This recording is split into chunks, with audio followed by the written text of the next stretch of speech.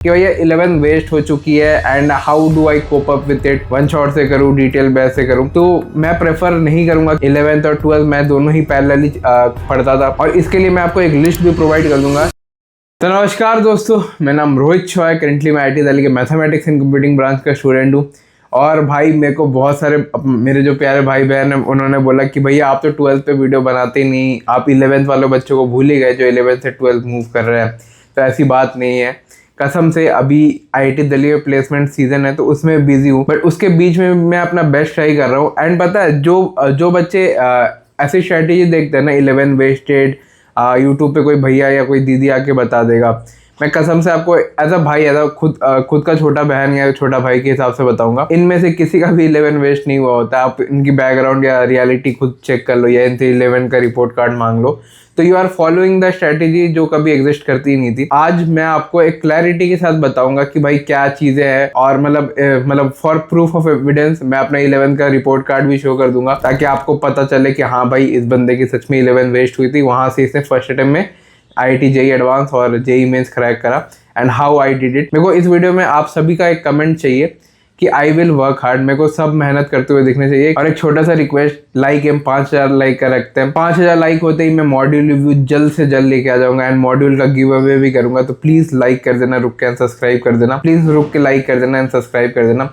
यहाँ से चलो अब स्टार्ट करते हैं कि भैया 11 वेस्ट हो चुकी है and how do I cope up with it. अभी 12th का बैच स्टार्ट होने वाला, क्या क्या 12th में चीज़ें ध्यान रखनी होती है। एंड भी बहुत सारे क्वेश्चन होंगे कि भैया बहुत सारे चैप्टर्स के ना बैकलॉग हो रखे हैं, वन शॉट से करूँ डिटेल बेस से करूँ।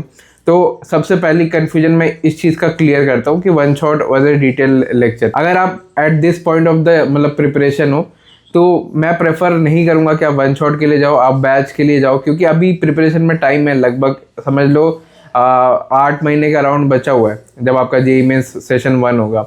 तो आप इतने टाइम में कोप अप कर सकते हो, आपको कोई भी दिक्कत नहीं होगी। इतना टाइम तो ड्रॉपर्स को मिलता है ताकि वो पूरा सिलेबस वापस पूरा 3-3 घंटे का लेक्चर से देख ले। बस इसमें कैच क्या है ना, आपको एक एक्स्ट्रा लेक्चर करना पड़ेगा पर डे।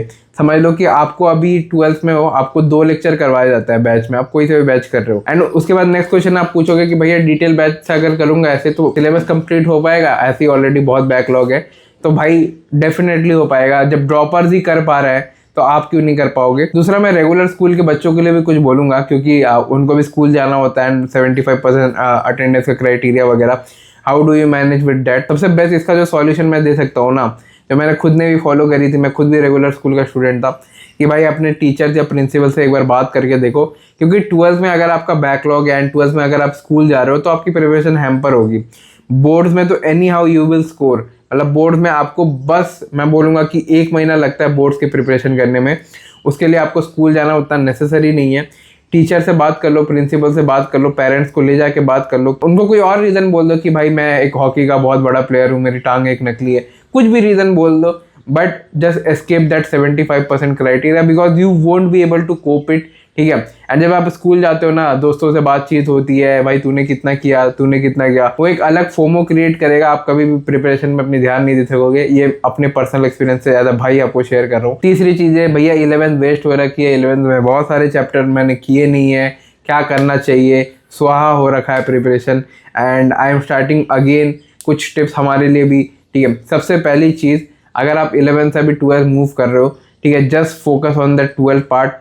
12th पार्ट में कोई भी बैकलॉग, कोई भी अगर मेरे को बच्चा दिख गया जिसका बैकलॉग हो रहा है, जिसने नोट्स नहीं बनाए, जिसने क्वेश्चन नहीं करे एंड वीडियो में कमेंट करा कि भैया बहुत डिप्रेस हो रहा हूँ, तो तब मैं एज अ भाई आपको आके डांटूंगा। ठीक है, क्योंकि ये मेरी जिम्मेदारी बनती है। अगर मैं आपको भाई या बहन बोलता हूँ तो आई मीन इट। ठीक है, मैं यहाँ कोई मजाक करने के लिए वीडियो नहीं बना रहा। तो 12th का जो पोर्शन है उसमें मेरे को कोई भी बैकलॉग नहीं चाहिए भाई। एनी बच्चा, कोई भी बच्चे का मेरे को ऐसा नहीं होना चाहिए कि भैया बैकलॉग तो 12 में भी हो गया, 11 में भी बैकलॉग हो गया, ये चीज़ मेरे को नहीं चाहिए। दूसरी चीज़, बहुत बच्चों को ऐसे फोमो लग सकता है 12 का पोर्शन जो आ रहा है 11 से कहीं ना कहीं लिंक्ड है, 11 में पहले कर लेता हूँ फिर मैं 12 आके फिर वापस फ्रेश स्टार्ट करूँगा। मैं बोलूँगा ये आपका लाइफ का सबसे वर्स्ट डिसीजन होगा, क्योंकि आप अगर 11 में करने चले गए ना तो आप 11 में स्टक हो जाओगे। मैंने जो अपने टाइम में मैंने रिपोर्ट कार्ड दिखाया था, उसके बाद मैंने क्या चीज़ें फॉलो करी थी। I used to study parallelly 11th और 12th मैं दोनों ही पैरेलली पढ़ता था, और इसके लिए मैं आपको एक लिस्ट भी प्रोवाइड कर दूंगा। इसका आप स्क्रीनशॉट ले लो या कोई कॉपी में लिख लो ठीक है। फॉर एग्जांपल अगर इलेक्ट्रोस्टैट्स चल रहा है, उससे लिंक ग्रेविटेशन है, तो मैं इलेक्ट्रोस्टैट्स भी करता था। एंड वीकेंड्स में, मतलब सैटरडे संडे जब बैच में लेक्चर नहीं होते, तब मैं ग्रेविटेशन भी पढ़ता था। एंड इस वे से मेरा इलेक्ट्रोस्टैट्स भी हो जाता था, ग्रेविटेशन भी हो जाता था। आप एक बार ट्राई करके देखो। पैरेलल मेथड है क्या, मतलब आप समझो कि मतलब आप 12th का कोई ऐसा चैप्टर कर रहे हो जिसका सेम टू सेम थोड़ा बहुत या तो 11 का वो वाला पोर्शन आता है उस चैप्टर में, या तो रेप्लिका है थोड़ा बहुत, जैसे इलेक्ट्रोस्टैट्स और ग्रेविटेशन का मैंने बोला। तो आप ये दोनों चैप्टर को ना साइड बाय साइड मैनेज कर सकते हो, आपको कोई खास दिक्कत नहीं आएगी। एंड रही बात फोमो होने की कि भैया 11 का नहीं पढ़ा 12th में, लाइक मेरे को डर लग रहा है, तो भाई ऐसे डरने की कोई बात नहीं है। कोई भी अच्छा टीचर अगर आपको पढ़ाता है ना, वो 11 का पोर्शन आपको क्लियर कर देगा बैच में इटसेल्फ, ठीक है। बहुत बड़ा पोर्शन नहीं होता, वो 15-20 मिनट में कोई भी टॉपिक है 11 का जो उसका प्री रिक्विजिट है उसमें समराइज हो जाएगा। तो मैं बोलूँगा इसकी टेंशन लेने की ज़रूरत नहीं है। आप मेरा वाला जो मेथड है पैरेलल मेथड, आप उसको इम्प्लीमेंट करके देखो, आपको इमीडिएट रिजल्ट और मॉक टेस्ट में नंबर इंक्रीज होते हुए दिखेंगे। अब लास्ट बच्चों को ये कन्फ्यूजन रहता है कि भैया 12th में आया हूँ, जस्ट आप मेरे को एक प्रॉपर गाइड करो, क्योंकि आपने खुद भी ऑनलाइन से पढ़ा है, तो 12th में क्या क्या चीज़ों का ध्यान रखना पड़ता है एंड कहाँ कहाँ हम भटक सकते हैं। सबसे जो बेस्ट स्टेटमेंट मैं आपको दे सकता हूँ, 12th में ना बच्चा उतना कंसिस्टेंट नहीं रहता। आफ्टर 2 या 3 चैप्टर, जब आप करंट इलेक्ट्रिसिटी के बाद के चैप्टर्स में ऑप्टिक्स वगैरह में एंटर करोगे, आपको देखोगे एक रिदम, एक कंसिस्टेंसी ब्रेक हो रही है। कुछ टाइम तो ऐसा होता है ऑनलाइन जो पढ़ते हैं कि उनको पढ़ाई करने का मन नहीं करता, दे फील कि भाई बहुत टाइम से पढ़ रहे हैं, कुछ खास लाइफ में मज़ा नहीं हो रहा। आई थिंक आप लोग रिलेट कर पा रहे होगे जो चीज़ मैं बोलने की ट्राई कर रहा हूँ। बोर्ड एग्जाम भी है, स्कूल से भी प्रेशर है, स्कूल तब तक प्रैक्टिकल वाइवा पता नहीं अंडसंड बोलने लगता है, इस बीच में ना आपका रिदम टूट जाता है। तो don't let that rhythm break any day, ठीक है। एक मूल मंत्र याद रखो, अगर आपको जेई मेंस या एडवांस क्रैक करना है, एज अ फैमिली अगर आप मेरे खुद के छोटे भाई बहन रहते, मैं आपको ऐसे ही गाइड करता, consistency is greater than intensity. आपकी कभी भी ना प्रिपरेशन कभी स्मूथ नहीं जाएगी। आपको ऐसा लगेगा कि भाई आपने जो चैप्टर पढ़ा है उसके आपके मॉक टेस्ट में भी क्वेश्चन बनने लग जाएंगे। आप दूसरे दिन ही PYQ देखोगे, वाओ सारे PYQs बन गए। तो ऐसी नहीं होती, प्रिपरेशन कभी भी स्मूथ नहीं होती। It is a rough and rugged journey, मतलब आपके बहुत सारे चैलेंजेस आप फेस करोगे। बट जो बच्चा ऑनलाइन में इम्परफेक्शन के साथ मूव करता है ना, वो बस बढ़ता रहता है कि हाँ भाई मेरे को करना है। Along with managing the 5 components of online coaching. 5 components क्या है? सबसे पहला लेक्चर देखना, दूसरा है नोट्स बनाना, तीसरा है रिवीजन, चौथा है PYQs या DPPs एंड 5वां है मॉक टेस्ट। ये 5 जो पिलर्स है, इसमें आप ना हर एक डोमेन में अच्छा नहीं कर पाओगे। समझ लो कोई बच्चा अगर लेक्चर अच्छे से देख पा रहा है तो वो नोट्स बनाने में बहुत टाइम लगेगा, नोट्स अच्छे से बना पाएगा तो रिवीजन करने में दिक्कत आएगी, रिवीजन करने में जिसको दिक्कत आ रही है उसको मॉक टेस्ट में कम नंबर आ रहा है। तो दिस इज अ लूप, ये कंटिन्यूस लूप टाइप का है। एंड इसमें आपको परफेक्शन विद टाइम मिलेगी, आपको शायद 1-2 महीना लग जाए इस चीज़ को होल्ड करने में।